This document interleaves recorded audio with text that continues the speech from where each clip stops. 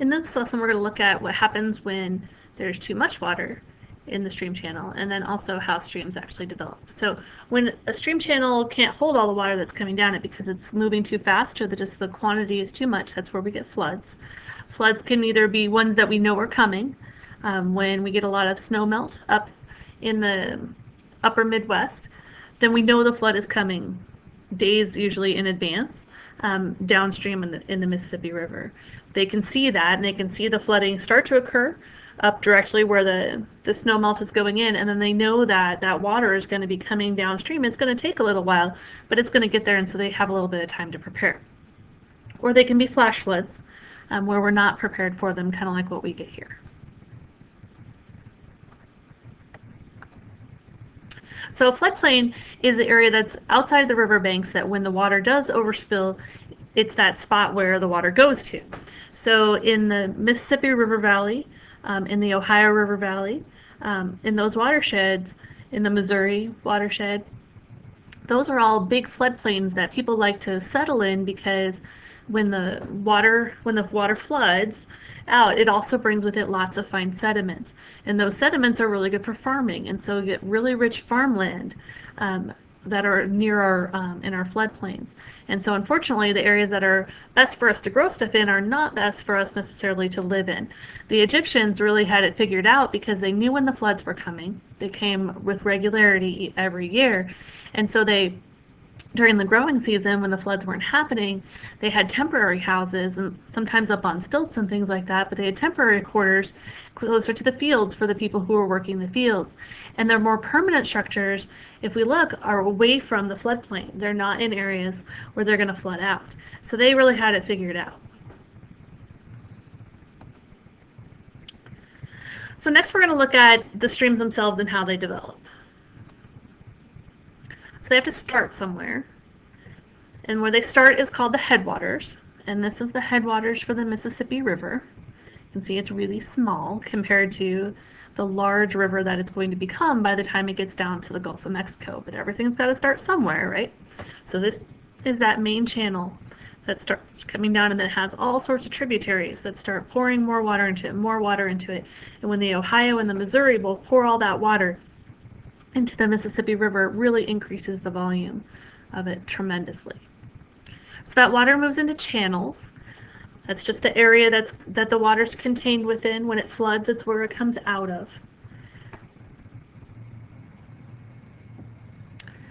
As the river forms, when they're really young, I'm going to go back for a second. When the streams are really young, they look more like this. They're going to be straight.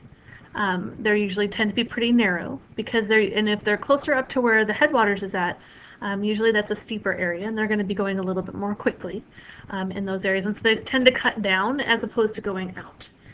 As streams get into the flat areas and they slow down a bit, this is when they start to meander. So when we start to see streams like this that have these big curves in them, and these big curves here are what are the meanders, called the meanders, we know that this stream has been around for a while because it takes a long time for this to happen. As the water's going that direction away from us, then the water comes down here and it's going to cut on this side, and then it's going to come around here and it's going to cut on this side, and it's going to make those meanders bigger. It's always cutting on the outside. Okay, that's where it's going to be moving more of the sediment away, because that's where the water's hitting faster. On the inside curves of the meanders is where you're going to have deposition occurring because the water's moving slower, so the sediment drops out of it. And these curves tend to get bigger and bigger and bigger. And as they get bigger, and like as this meander here starts to get bigger, you can see it's starting to get kind of close to this part of the stream channel. And eventually what will happen is that this is going to cut, and it's going to cut, and it's going to cut its way towards this main stream channel until it cuts off this whole big loop right here. And it's going to straighten out the river again. And then we end up with what's called an oxbow lake over here on the side, okay, once that gets cut off. And a lot of times when you look at rivers, really old rivers from above, you can see where all the old meanders are.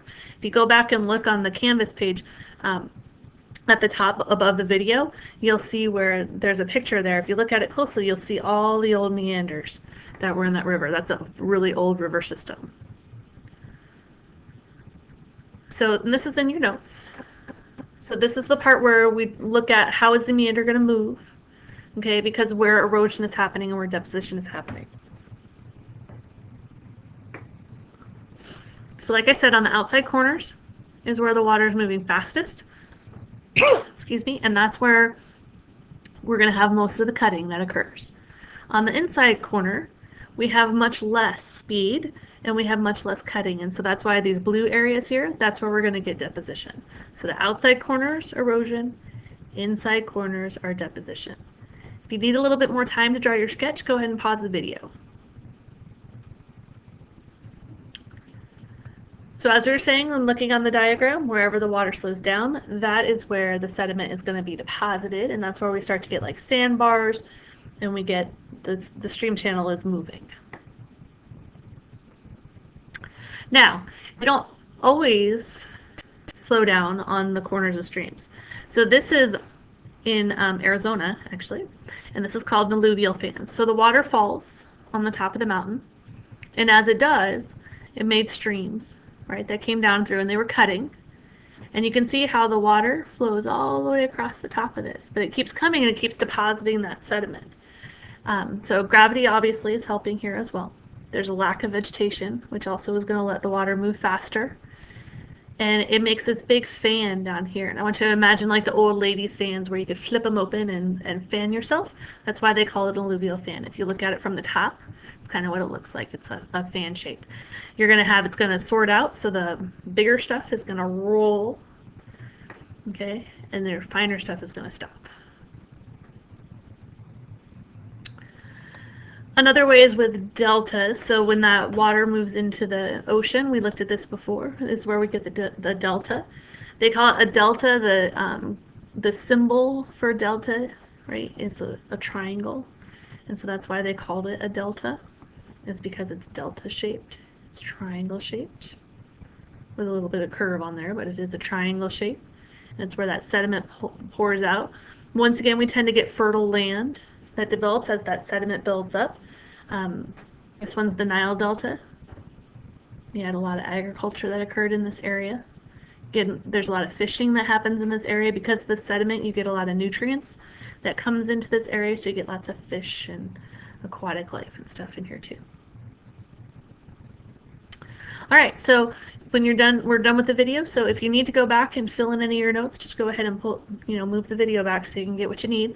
Otherwise, you're going to be moving ahead to a short activity based on stream development. So I'm going to talk about it just a little bit, and then the directions are there also, but I wanted to talk you through them too. So when this is over, you're going to click your next button, and there is a file there that's it's a picture file. And you're going to open that file. When you download, you're going to download the file, to your computer.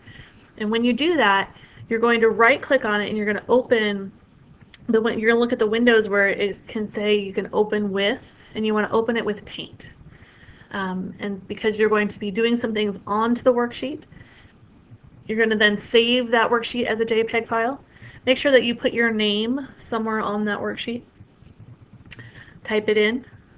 And then you're going to save that worksheet once again as a JPEG file, and then that is what you'll submit. It's a very short activity, shouldn't take you very long. There's just a few things down at the bottom that tells you need to be able to identify.